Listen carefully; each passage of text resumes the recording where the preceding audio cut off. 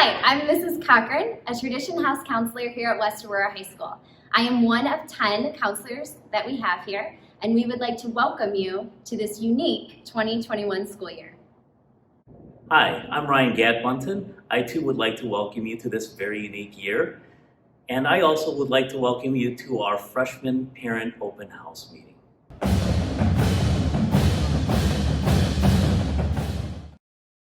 When you walk through the doors of West High, you will immediately feel a strong sense of positive culture.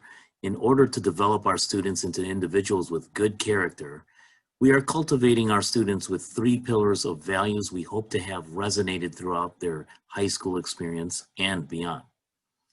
We look to promote an open growth mindset where students are growing in their sense of community, strength and resiliency, and empowerment in motivation. Throughout a student's high school experience, many learning opportunities will be promoting these pillars in the classroom. During this unique time of our school experience, our West Aurora Mindset Committee is offering a time for students to be exposed to positive messaging related to community, resilience, and motivation. We strongly encourage you to encourage your child to connect in the Black Hawk Boost Daily. The Black Hawk Boost Daily is a Zoom session from 11:15 through 11:30 a.m. for quick mindset activities that start the synchronous learning day. There is strong research that shows that when a student's social-emotional growth is tethered by strong positive values, their learning experience becomes enhanced and valued as well.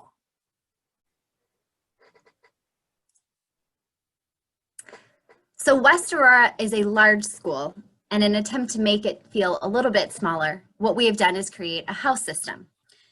Your son or daughter will be assigned to a house. We have 5 different houses here: Ambition, Character, Honor, Pride, and Tradition. Within each house, we have 2 office professionals, and they will deal with general matters such as attendance calls, if a student needs to leave early for an appointment. All matters will go through our office professionals. We have a dean who deals with discipline and attendance, 2 school counselors, primarily dealing with academics, career planning, post-secondary needs. However, our counselors also are dealing with social emotional issues if they arise with your son or daughter. We also have a social worker and a psychologist that primarily deal with our social emotional issues as well. And a lot of times we'll deal with education assessments. One of the main roles as your school counselor is to help our students and our families understand the concept of earning credits towards attaining each grade level and subsequently completing their graduation requirements toward a West Aurora High School diploma. So as you can see, there are minimum credit requirements to be promoted to the next grade level. So for example, to be promoted to the sophomore level, a freshman student should earn at least 5 credits by the end of their freshman year. But it's important to understand that each credited instructional course during a semester is worth a half of a credit. Typically, students should earn at least 3 credits to 3.5 credits each semester. Or another way of putting it, students taking 6 classes in a semester and passing all 6 should earn 3 credits, and students taking 7 courses in a semester and passing all 7 should earn 3.5 credits.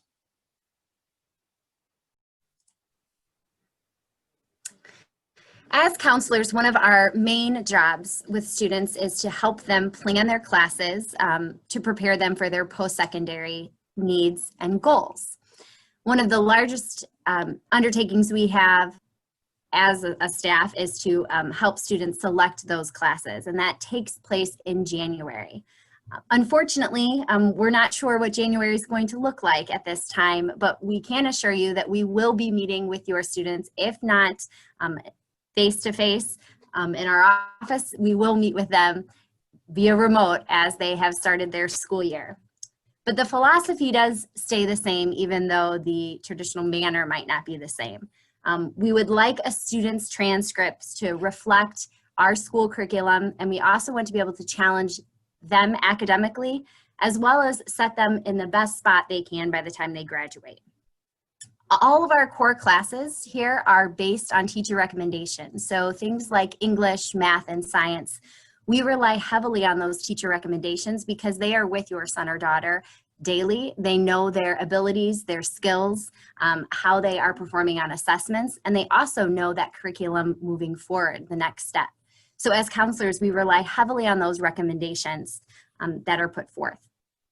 Any discussion about moving from those recommendations, such as maybe they need a little bit of extra support, or they would like the challenge of an AP or honors level class, is always discussed, and we always welcome those conversations, but we do include all parties, such as the student, parent, counselors, and our curriculum coordinators here at the high school.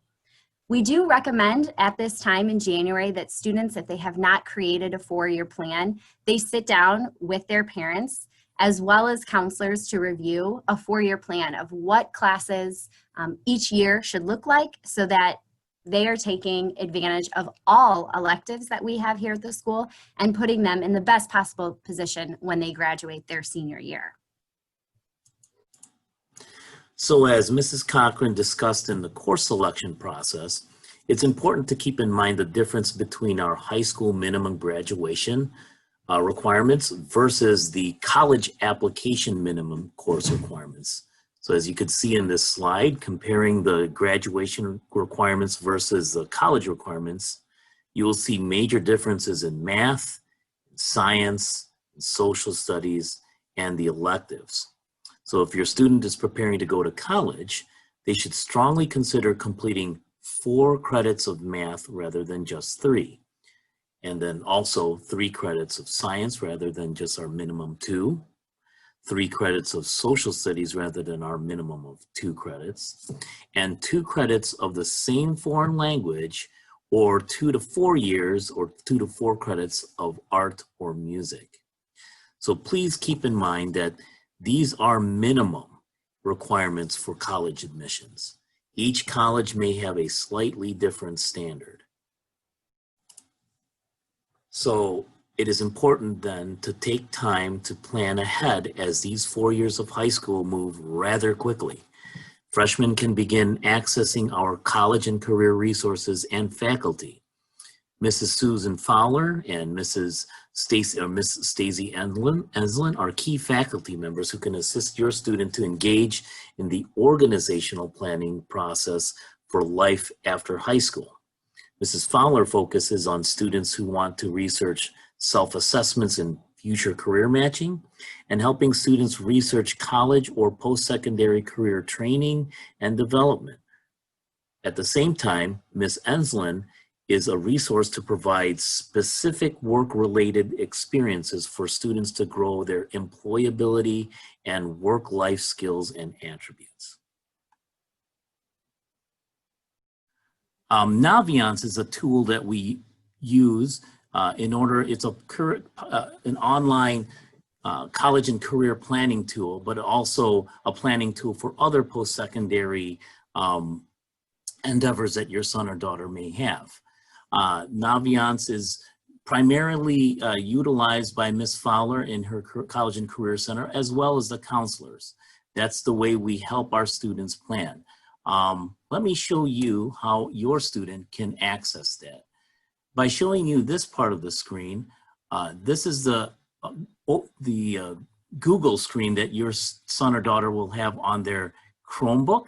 And on the very top, next to their picture, you can see my picture there, there's what we call the waffle. It looks like either a dice or whatever it might be. You would click onto that, scroll down, and you will see an icon for Naviance.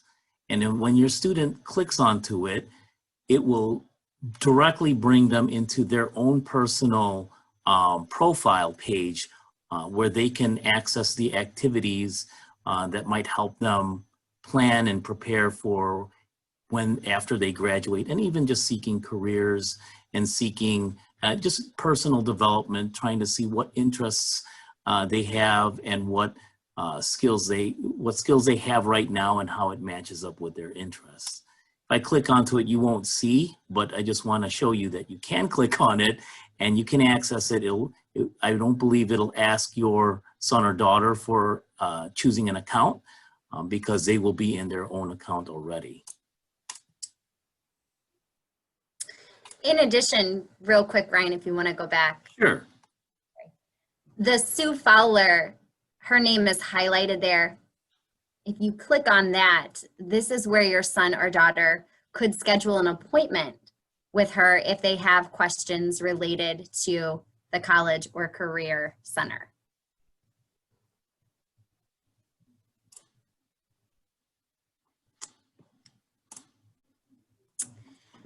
If you have a concern or a question related to academics, tech, attendance, or social emotional, you of course can email any member in the House.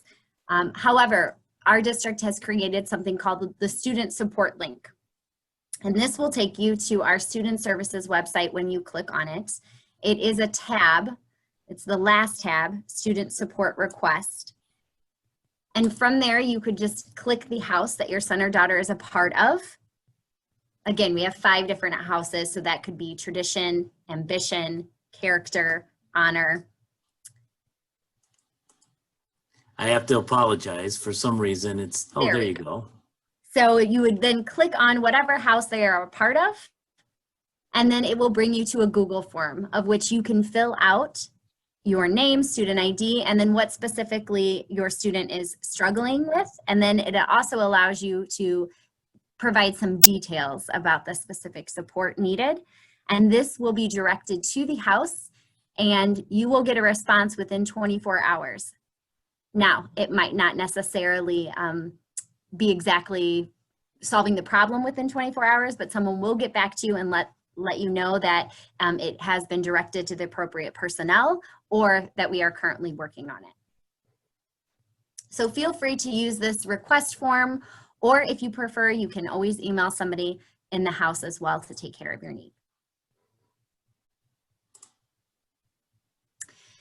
So as counselors, we thought it might be helpful to put together just a few tips to help students be successful with virtual learning. This is new for all of us, and it is stressful for all of us, but it is also exciting because we are given the opportunity to learn some new skills that would obviously, moving forward to the type of work environment we are in, technology is not going away. So if anything, this is going to help students strengthen those skills. So we want to try to stay as positive as we can.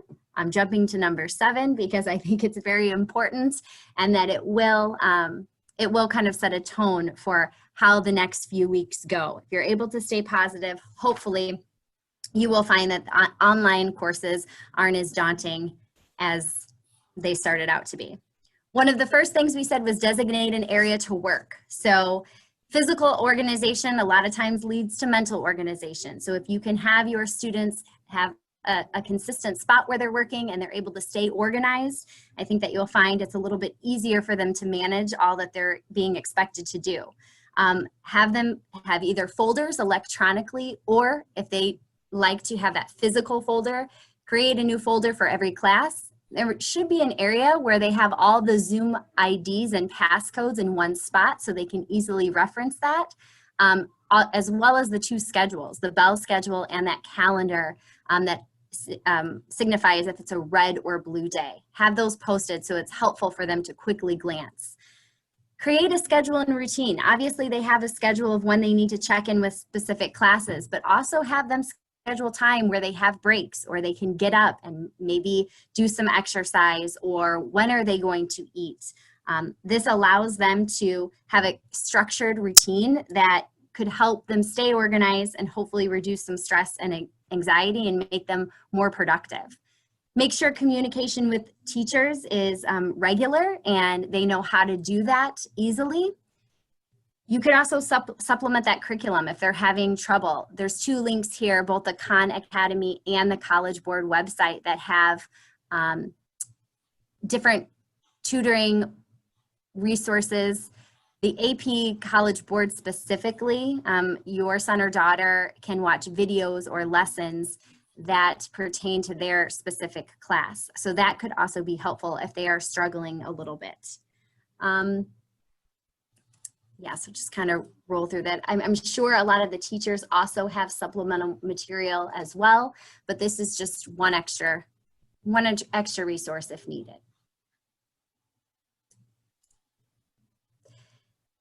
And like we said, communication, even though we are virtual, it's probably more important than ever. It's also going to be a lot harder because students won't be in the building, so they won't see things posted or they won't be able to just pop down to our office to ask some questions. So I encourage your son or daughter, as well as yourself, to follow the counseling department on social media.